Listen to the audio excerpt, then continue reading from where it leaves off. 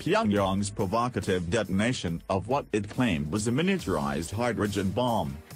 Defense Secretary Jim Mattis spoke out on Sunday after North Korea carried out an unexpectedly strong nuclear test, said to exceed in power the 1945 atomic bombing of Hiroshima.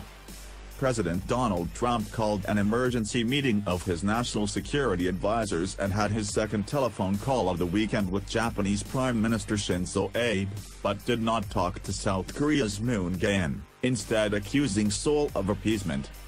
He threatened drastic economic sanctions, including stopping all trade with any country doing business with North Korea. U.S. monitors measured a powerful 6.3 magnitude earthquake near the North's main testing site on Sunday, felt in parts of China and Russia, with an aftershock possibly caused by rock collapse.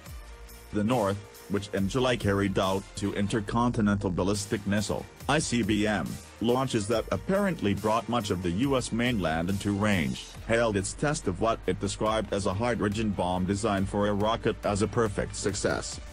Mattis told reporters, "Any threat to the United States or its territories, including Guam, or our allies will be met with a massive military response, a response both effective and overwhelming.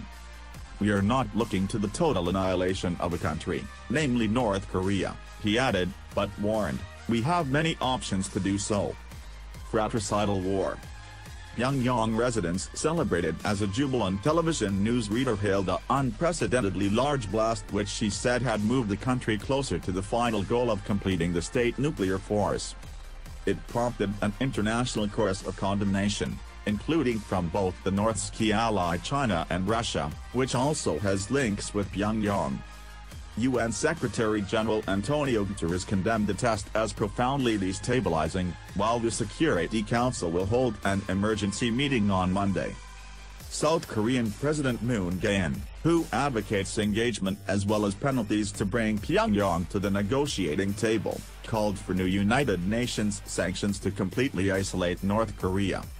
On Monday, Seoul carried out a live-fire exercise in the East Sea, it's named for the Sea of Japan, using a volley of missiles to simulate an attack on the North's nuclear site. But Trump criticized the U.S. treaty ally on Twitter, saying, "South Korea is finding, as I have told them, that their talk of appeasement with North Korea will not work, they only understand one thing." In a statement, the presidential Blue House retorted, "Korea is a country that experienced a fratricidal war. It will continue to push for the denuclearization of the Korean peninsula through peaceful means working together with our allies," it added. Cut off North Korea.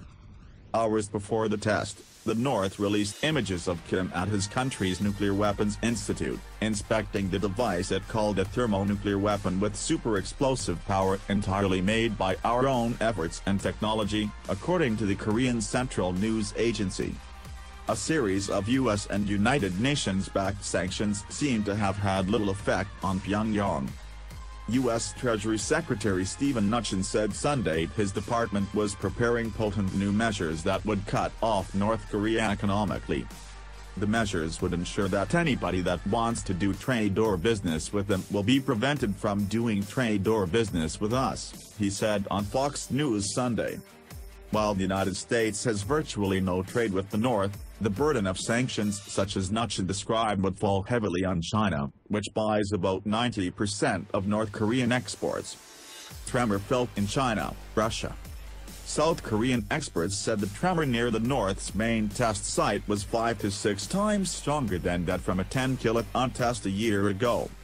As well as July's landmark ICBM tests, Pyongyang last week fired a missile over Japan.